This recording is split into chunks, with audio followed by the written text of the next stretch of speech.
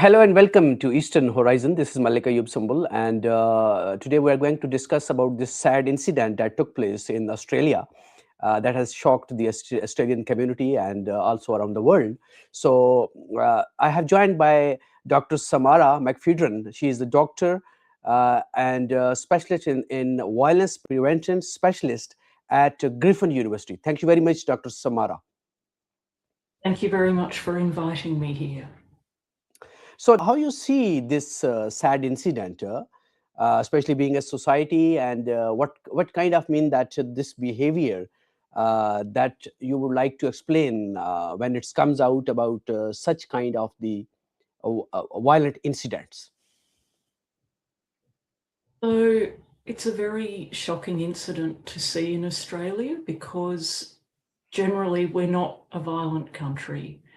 Overall, we have quite low levels of violence, whether that's with firearms or other methods.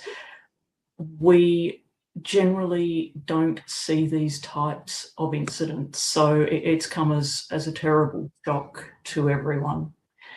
And perhaps one of the most concerning aspects is we generally don't experience terrorism in this country. Historically, we've been a very multicultural, very easygoing in some ways society where people have just managed most of the time to get along. And unfortunately, what we've seen a lot over a number of years now, not just the last couple of years, but a much longer period of time, is we've seen politicians very much dividing people and very much putting Australian against Australian. And so we now see these divisions along religious, racial, cultural, ethnic, and other lines. And we haven't really responded well to that. And unfortunately, we're now seeing some of the results. So it's very, very sad. So mostly when such incident happens in any society, and so what exactly mean the mindset behind this, and what exactly the perpetrator's mindset to commission such kind of the violent incident and accidents? Look, that's a good question. And at this stage, we still don't have many facts. It's not quite clear what the backgrounds of the perpetrators have been. There's really not much information available. We really don't have the facts that we need at this stage to understand what their thinking was, to understand what they were seeking to achieve with their violence. Really, it's just too early for us to say.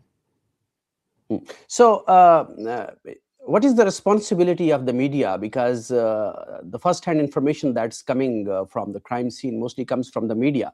So, being a scholar and studying violence incident for the long time, how you see mean that the media responsibility and I mean that because I think that some of your interviews you have mentioned the role of the media while reporting such kind of incident. Look, the media really do play an important part here. And firstly, it's their role, of course, to inform people of what's going on, what's happened, any police or other safety directions that might be in place. And look, they've done quite well with that.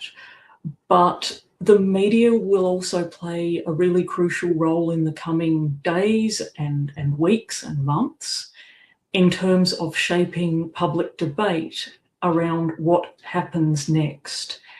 And I mentioned that there's been a lot of division created in Australia in recent years. Sadly, the media has played a part in that. I hope that they will exercise a more responsible attitude going forward. And it's going to be absolutely crucial that they present the facts and carefully check those facts and ensure that they're not spreading misinformation or contributing to any of the broader social problems that we're facing.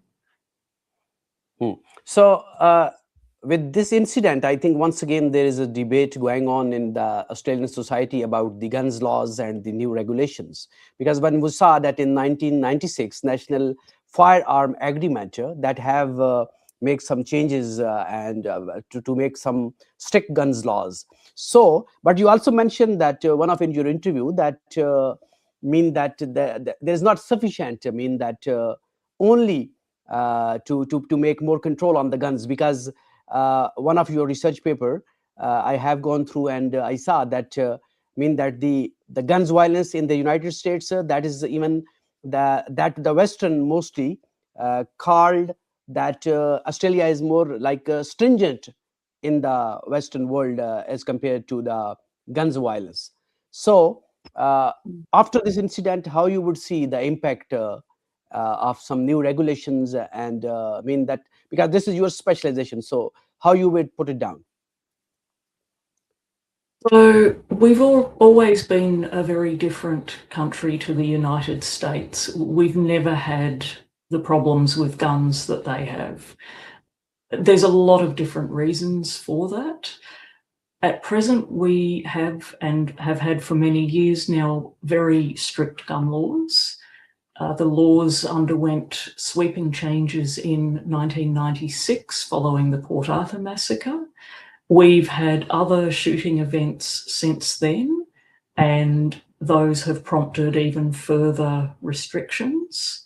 So we have seen a process of constant tightening of our gun laws.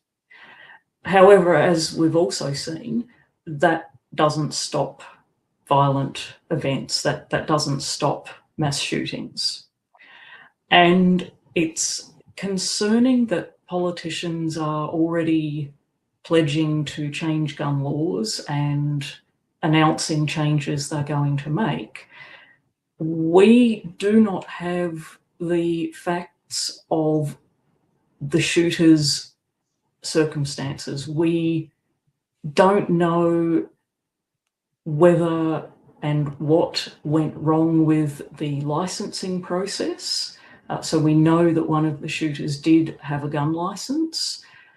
That's something that police need to review very, very carefully as part of their investigation. It's something, no doubt, that will form the basis of questions from the coroner. But at this point in time, we don't know enough about what actually happened and what the circumstances were surrounding that person's gun license and possession of firearms. We can't identify measures that may be needed to prevent such events occurring in the future. So it's a real worry that politicians are already making decisions about what to do without having any knowledge to really base those decisions on. And unfortunately, we've seen this a number of times. This happens again and again. And really, we need to stop and take a step back and stop thinking that doing the same thing over and over again is going to produce a different result, because it just won't. Thank you very much, Dr. Samara McPhedran, for your insight on this issue. Thank you so much. Thank you very much for having me.